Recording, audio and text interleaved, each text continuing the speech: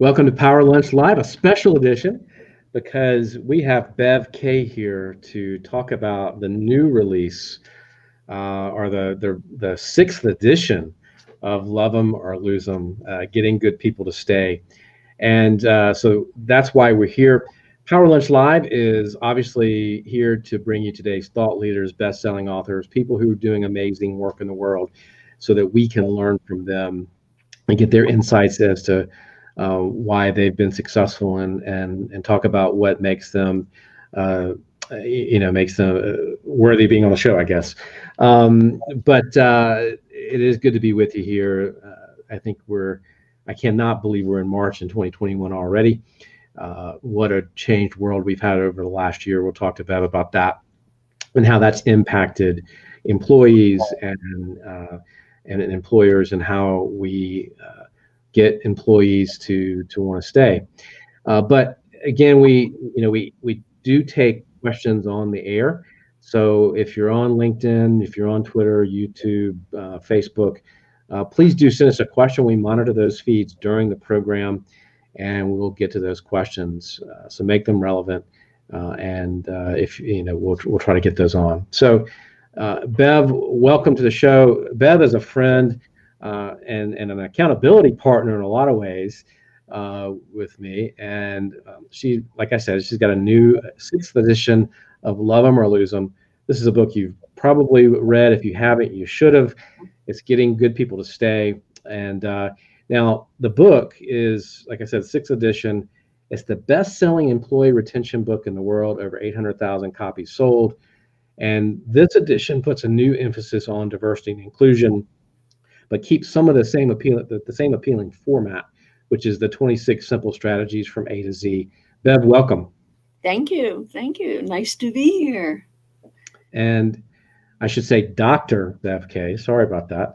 I always want to make sure I put that title in there. Yeah, I worked hard for that title. You're always such a stickler about that. Yeah. Not really. So, all right, talk about the book. I mean, how does it feel? The sixth edition, it came out, was it Tuesday, I guess, was released. You've been busy on podcasts and on interviews and stuff. Talk about, how does that feel? Right this moment, it feels a bit overwhelming.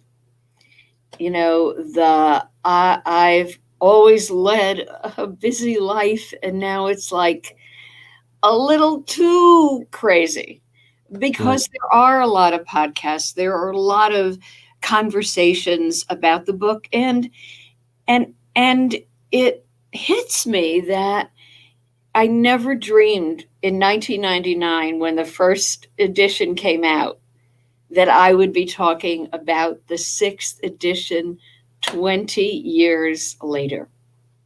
How does it feel? So much of it is still true.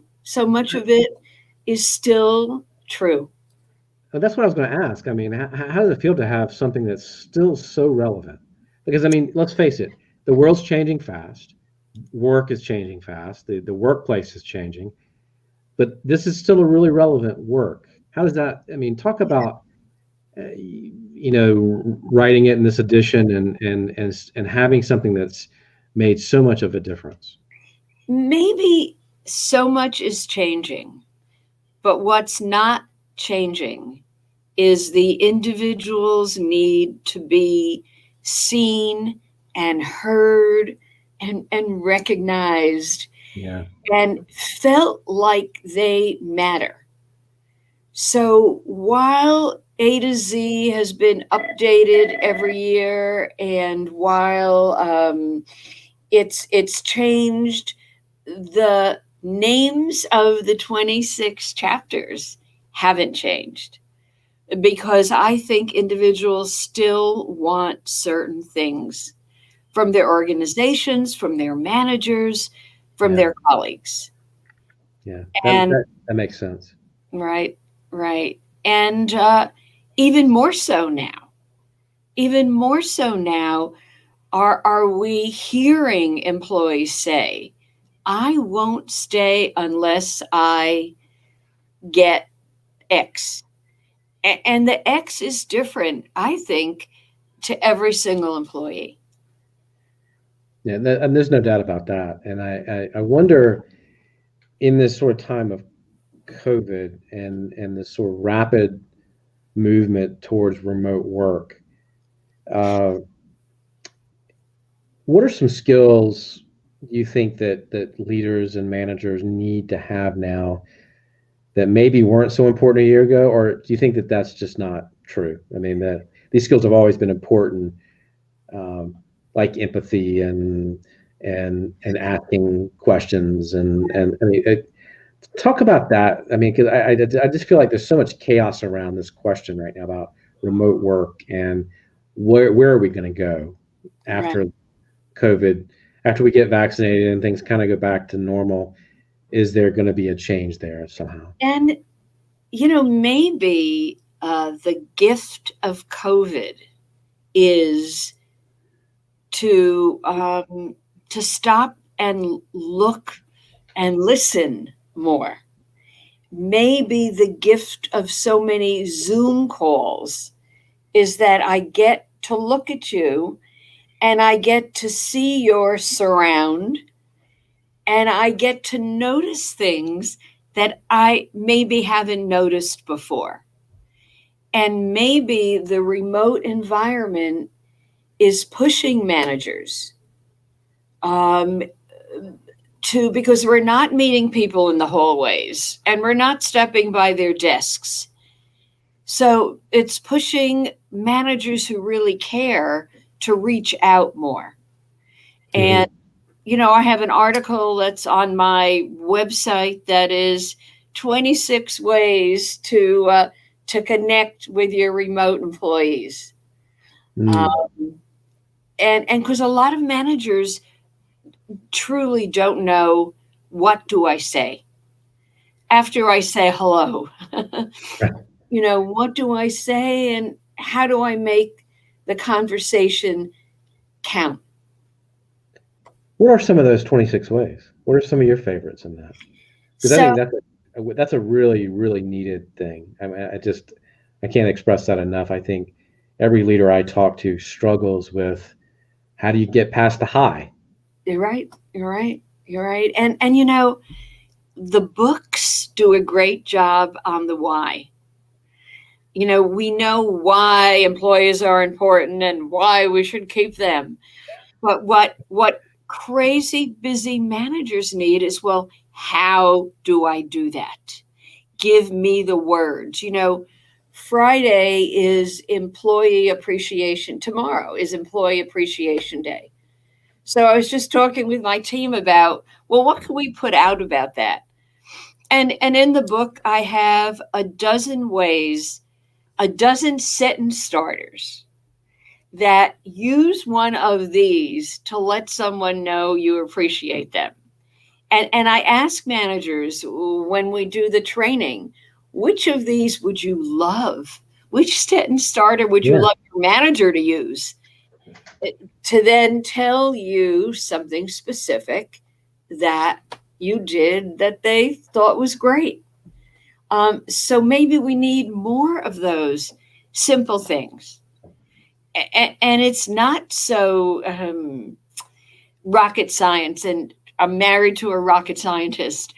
And I see for him, he was at Jet Propulsion Lab for 30 years. And when he had to talk to somebody about something that was not an equation, it was hard. It was hard because that was his comfort zone. And with right, so many leaders out there, it's not that they don't want to. right. I always say they have the will, but not the skill. So we've got That's to give them those skills. I mean, that's so right because so many of us, and I was guilty of this. I was good at a particular thing, and when I remember one of my first jobs, right? My manager left. Well, let's just promote the guy that's good at that one task, and you may not necessarily be good at people, right? You may Right. not necessarily be. I mean, and I think that happens so many times that we promote people because they do a good job Right. in a certain task, and all of a sudden we've put them in a management role and haven't given them the tools Right. to talk to people, to the Right. soft skills that are required to ask questions. And you're right, it doesn't mean the desire is not there. It just means I'm uncomfortable asking you the questions beyond hi and how are you. Right. Right.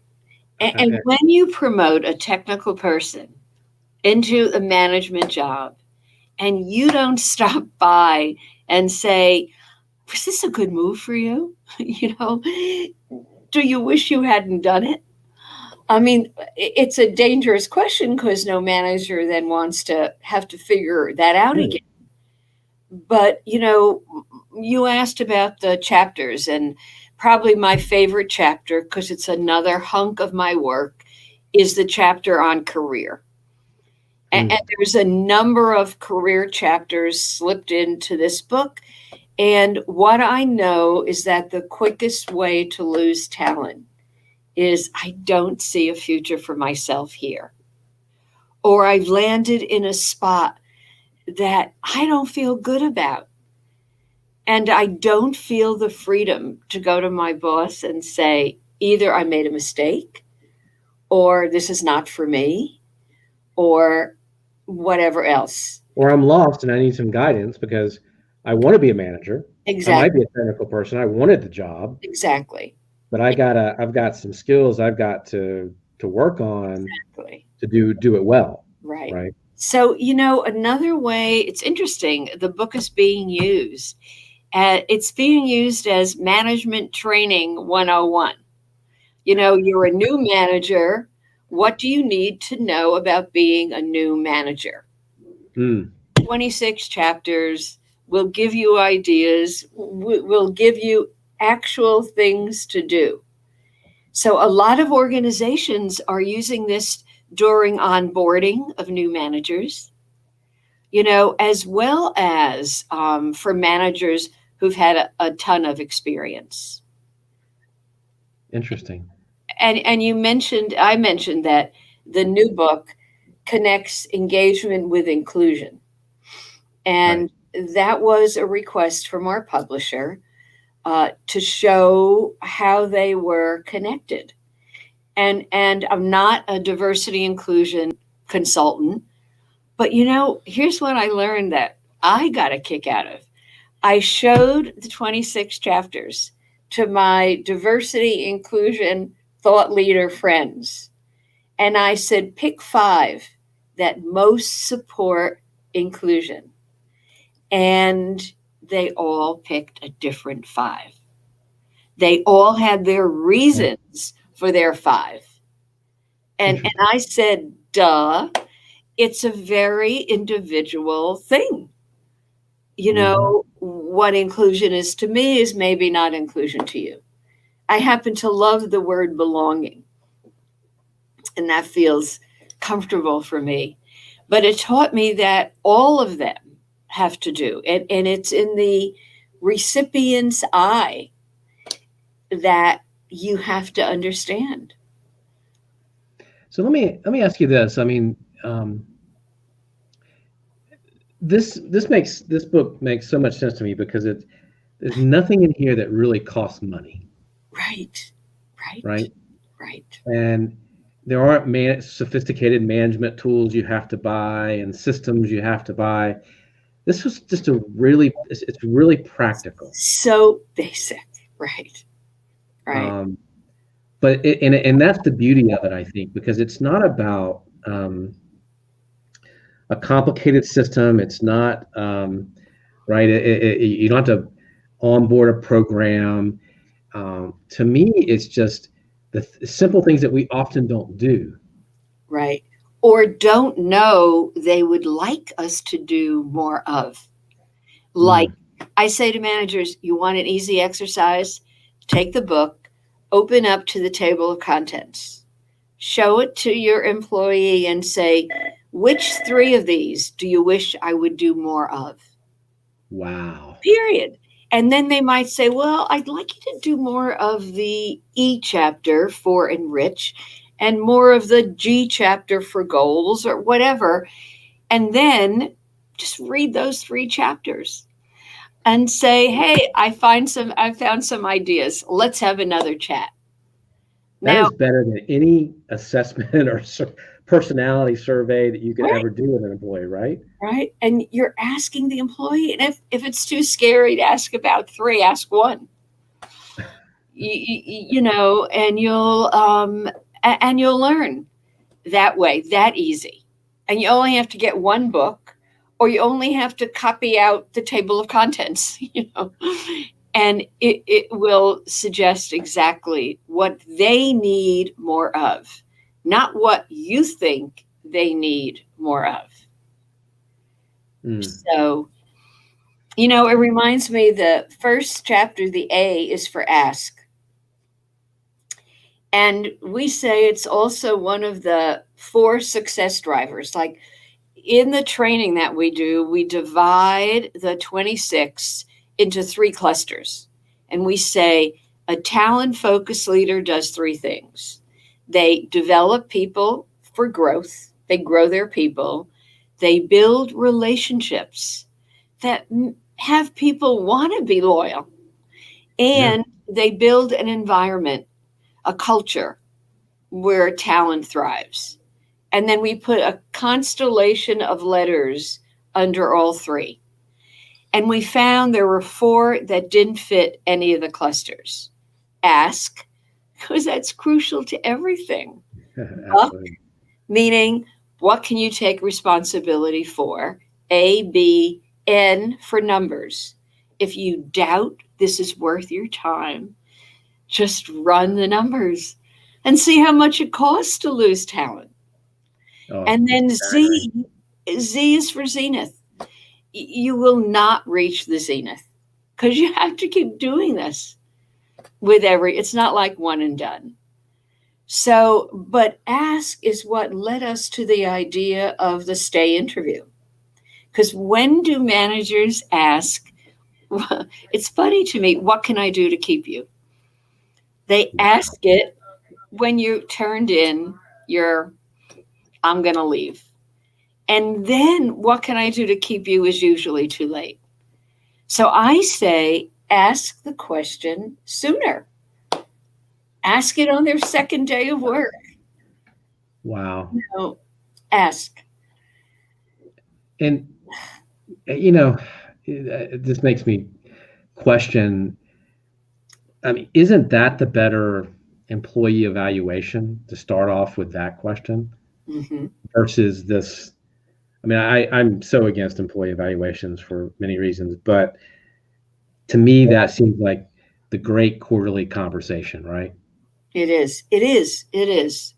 And, you know, when we say to managers, why don't you ask that question? They say, well, what if I ask it and the employee says more money and I can't give it? Haven't I made the problem worse? And we say, no, what you have to say is, I can't deliver on that. Not right now. And you have to ask the next question, which is, what else matters? Right. And I say to them, if you ask what else 3 times, you will get 3 things that you never knew was important and that you never knew, yes, you could do that. And my bet is people stop asking the money question, really. They do. Right? They do. Because if they love coming to work, if they love the place, right, and as we were talking about, if there's opportunity for growth, right, and there's a purpose, right, I think the money. I mean, gut feeling is money's important. I mean, we can't discard that, but I mean, really, you want to be happy when you come and spend 8 hours, 10 hours a day somewhere. When our basic research question that we asked 20,000 people to start, and we're asking to this day, is not why do you go, but why do you stay? And money was never in the top 6. Never. And I think it climbs if everything else is wrong. If money isn't fair, isn't whatever, but if I get nothing else, then money goes up. That speaks to, I mean, if you're getting a lot of that, that means you have a culture problem, right? Absolutely. Wow. Absolutely. That's fascinating. Okay. There's a lot to unpack there. I don't even know where to begin. And we need to talk, you and I, because I want to know what keeps you doing what you're doing. And you do it with such sincere interest. Like it's not made up. Well, it's not work. Yeah. Right. Because I love this stuff. I mean, this is, I don't know any other way to say it. I have fun, and to me, this is really important because, I mean, if you look at, I mean, particularly this, if you look at how many people are unhappy at work, we've got to do better at that. Right. Right. And so many of the things, the reason your book is for me, such a great management, I don't want to say tool, but it is I stumbled into a lot of those things accidentally as a new entrepreneur, because we didn't have money to pay people very much. Right. And so we had to do little things, potluck lunches and rewarding little movie tickets here or a ticket to a concert here. Or, we had to do little things. We had to try to build a team without the element of money. And so we stumbled on a lot of this, but to me, it is really critical. And to answer your question, I'm a coach, and so this stuff is really fascinating to me. These conversations with people like you every day help me learn and help me be better at that part, which is what I do career-wise. Right. This is not a career. The talking to you every day, talking to people like you every day, it to me is like therapy. It's like icing on the cake. It's right, and it fills you. It fills you. If I could give your listeners an idea, it would be, here's the simplest question. Ask your people, what was the best part of last week for you? And when did you really love what you were doing? When I give keynotes, I often look at the audience in those old days when you could look at them. And I say to them, when was the last time you said or felt, I love this work? And I could look at their eyes and I could see who was reaching all the way back and who had a smile in their eyes and could say, just yesterday when I blah, blah, blah, blah, blah. So maybe it's that simple. And I asked people in my office the other day, the opposite. I said, what task do you do that makes you groan? And they all told me that thing they hated most. And that was data for me. Like, what am I going to do about it? But there's data to be had. I have to thank you because you just gave me a great idea. I have to do a 4-hour presentation tomorrow morning, seminar, and I'm going to start that out as the icebreaker. I love that. When was the last time you did something last week? When was something you loved? Right. I love that. Right. And maybe every manager needs to ask that because we don't know. Or someone hands in a report that's due. We say, thank you, good work. Maybe we should say, what was the best part of doing the report? What was the worst? 2 2-minute conversation. It just acknowledges that everybody has stuff that they love and everything and stuff about their job that they don't. Stuff that they're good at, stuff that they're not. Absolutely. And I think knowing that as a manager is powerful, but also just having that acknowledgement that, yeah, this part sucks, or this part's great. I love this part. And you know, if the individual can't answer, they will sleep on it. And they will think, which part do I really? And that's good. Because that sleeping on it gives you more information about yourself. Maybe. I remember, you know, that as you were talking about that, asking those questions, I remember this. I mean, we had owned our toy company maybe 6 weeks. And I remember, you know, I'd come from the management consulting business. And so I had SWOT analysis and all this fancy garbage. And, you know, we were trying to apply a lot of those lessons to things. And I remember we had 4 employees at the time. And I don't think any of them had ever been asked to sit in a strategic planning meeting. Because these guys were boxing product up, they were loading trucks, they were driving vans and delivering, and I had one office person answering phones. And the look in their eyes when we said, you know, how can we move this company forward?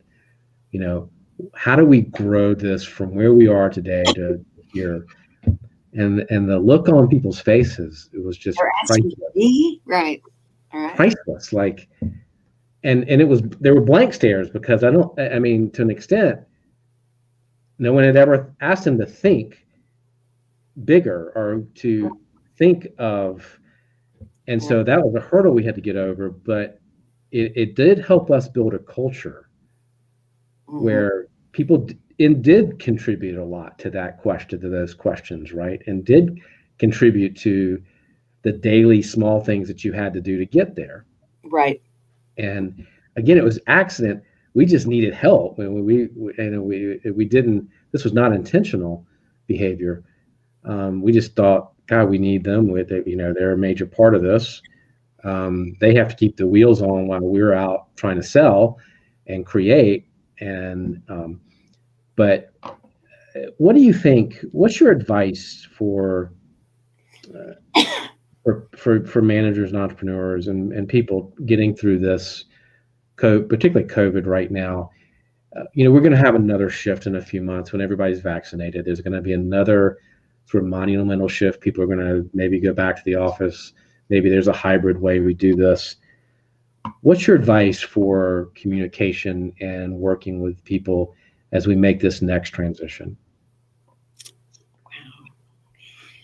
You know, I go back to the A chapter. Ask people how they're doing, how they're feeling, what they're most uptight about. When I look at the 26 chapters, I can tell you which of them are heightened during this period. One that's heightened is the I for information. Information's always been important. Now I want it, and I want it straight, and I can deal with it. So it's asking. So that asking would be, I mean, to me, that's like asking, say, hey, do you want to be part of where we go next? Right. I mean, do you want to help us come up with what this looks like in the future? And that, to me, that'd be a huge ask for people. Right. How do we? Right. And saying, I want to hear from you.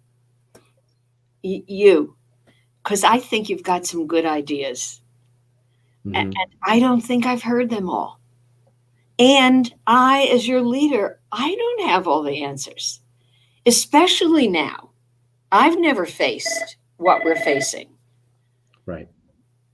So that's really good advice, because I do think that maybe this is great timing for the sixth edition, because we're getting ready to go through another shift. And I mean, in a year of really changing and upside downness, if that's a word, uh, maybe this is a good time for that, because I think we're definitely getting into a different time, and a different whole new set of circumstances coming. So, Absolutely. Absolutely. Good. um, what how do you engage employees that have how do you engage employees that have real concerns and keep them engaged? Concerns about their own careers, concerns Mhm. about their future, Yeah. etc. I hate to keep repeating this, but I'm going to say Ah, ask.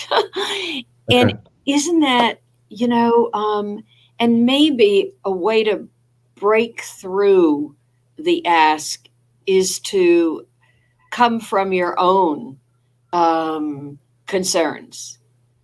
Okay. I'm concerned about moving our team back inside. I'm concerned about keeping everybody we have, with us. We need everybody. And I lay awake at night worrying about that. What worries you? What Mm, wakes you up in the middle of the night?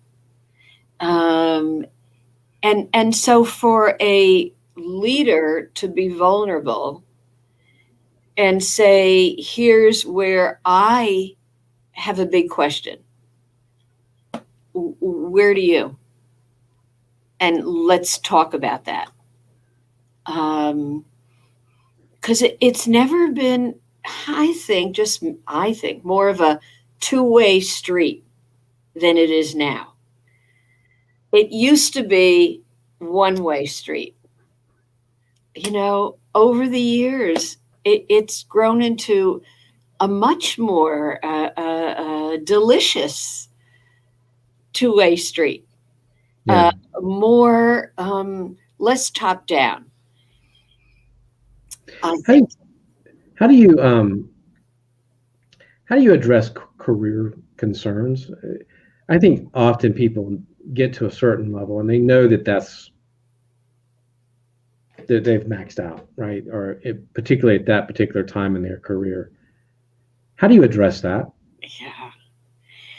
So, number one, I think you're never maxed out. There's no such thing now.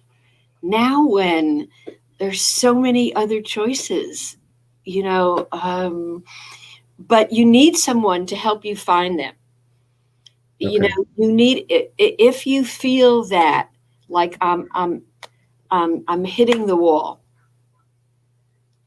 There are coaches who absolutely specialize in career coaching Right. who can help you. Are you really hitting a wall? What was the last time you loved what you were doing? And let's look at that. Hmm. I've hit many walls in my own career, and in addition to being an engagement expert, I'm a career expert. And I was mortified that I, as a career expert, didn't know what my next step was going to be.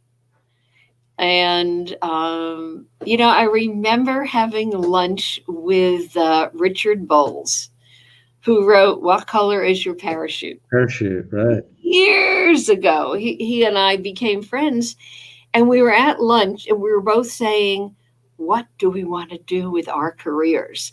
And I remember saying, I hope no one heard us say that. um, because it's a constant what next nowadays. And Yeah. maybe the secret is having a group of people like you and I were together in an accountability group for a little while. And anybody can set up an accountability group of any kind to say, I'm stuck. Hmm. And this, yeah, and it's good to have people that you can ask. And that, so the root of my question is I think, you sometimes come to an end of where you can go in an organization at a particular time, and you do need to move on. How does a manager and employee come to that conclusion and then it be okay? Because you want to make sure it's okay as a Right. manager, Right. because that person may need to go somewhere else to get Maybe. Right. other skills, right, for growth Hmm. that you can't that currently you can't Right. fulfill. How do you do that? How do you manage somebody that you really like, somebody that you really want to see be successful? Because sometimes people need to leave an Right. organization to. Right. So we have to do this again around up is not the only way. The other mantra of mine that I write about and forever. But here's around someone comes and needs to leave. They just they need to leave. I talk about elegant exits and respectful returns. So here's Mm, a one sentence answer. If they need to leave, and if you let them know you would like to hear how they're doing, and that the door to your organization is open. In the old days, it wasn't, because I've been doing this for a long time. In the old days, you left, that door yeah, was closed. Now, now the boomerang employee, we want you back with all you learned. So, will a manager take time around exiting mm, to make it elegant? And and the things you have to do is the easiest sentence to say is, I hate to lose you because you have been a great member of my team. Let me know how you're doing. stay in touch. Yeah. And Or better again, yet, how do I reach out to you? right, and if you're really a great manager, you'll say, send me an email with your new number or whatever. Right.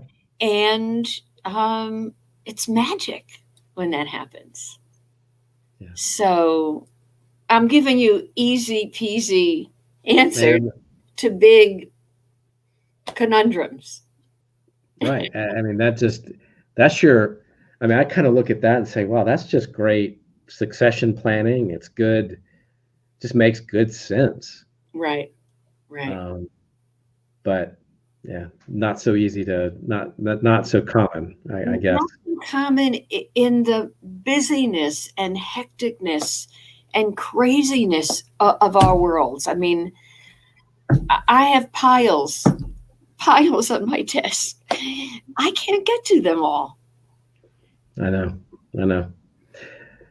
Well, this has been a great conversation. What are your final takeaways for the new edition that you want to share? Things that people need to do better, and of course, they need to go buy the book. But what are your final takeaways for the new edition and that you want to share?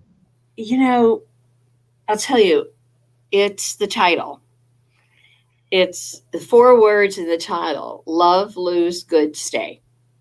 So I'd say love, I think we've talked about a lot in this. And if you don't like the word love, put any other word. Put respect, put notice, put recognize. Any word will do. And lose is you don't want to lose them to your enterprise. And that refers to an earlier question. You should be importing and exporting talent inside. There should be a Mhm. lot of ways to move. So don't lose them to your enterprise. Love, lose, good. Broaden the word good. You know, good is not just your high potentials, it's Yeah. everybody in between. And then stay is, I don't just stay.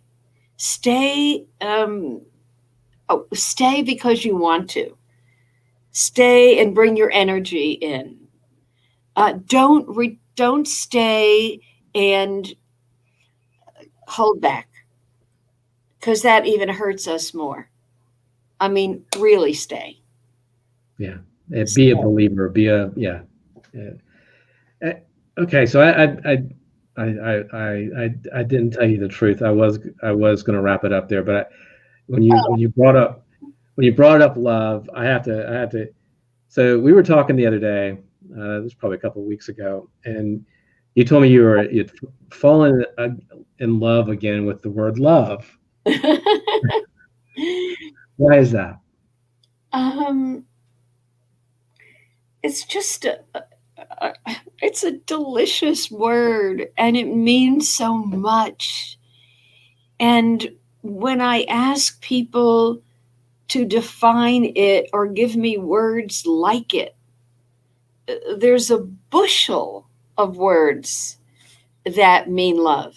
And when we wrote the book in 1999, love wasn't so cool to use inside of corporate America. And my publisher said, "Are you sure you need that word?" And Yeah. we insisted. And now it is accepted. And Right. now I'm in love with love. um, and It, that's it is the it thing. is it is the culture you need to build, though. I think that's the Yeah, key. That's the key to me. It was the key word there right, right, because you want people to love where they are, right, and right. that I think that is really central to the whole book. And I mean, you can almost I'd retitle it. I'd say, love. I mean, you could title it love because anyway. But well, thank you for that. You're welcome. This was fun. I love this. This was fun. So thank you, and Well, best wishes. so where can people find the book? Amazon, other places? Everywhere. My website is bevkaye.com. Really easy. Lots of articles and lots of giveaways. And, the book has a deck of cards that comes, Oh, yes, that's right. That's and right. you can sort the cards with anybody to think about the idea. I should have had a deck, right? Oh, we needed props. We needed props. Yeah. That's all right. Well, So, that's so get the cards and get the book, and let me know how you're doing. and you do also, as you talked about, you do seminars and trainings. We have a whole training on this. The book has been published into 30 something languages and all kinds of training, and all kinds. I do a lot of keynotes. Yeah, and I mean, it seems like if you're struggling with kind of that management 101, right? Seems like 2021 would be a great year to bring you in and sort of do some refreshing Right. management training 101, right? I love it. Thank you, Rhett. Yeah. Well, Thank you. uh, anyway, thank you. And thank you for spending some time with us here on Power Lunch Live today. We will be back next week, but you can check out the website at powerlunch.live. And just to plug, we are going to be changing Power Lunch Live here in the next month or so into the Courageous Live show. And as you know, we are switching over power coaching and consulting to courageous leadership. And so we're going to be making some changes, but not a lot. We're going to be still talking to great people and learning from them. And so we're just going to have a facelift, but we're going to still be doing a lot of the same type of work. So, and then having the same kind of conversations. So anyway, Power Lunch Live, check that out, and we'll see you next week. Thank you, Bev. This is great. Go get a copy, your very own copy of Love Them or Lose Them, Getting Good People to Stay. Thanks. Oh, there you go. Excellent visual. Right. Thank Right. you. I can't find it anyway. Thank you. Thank you.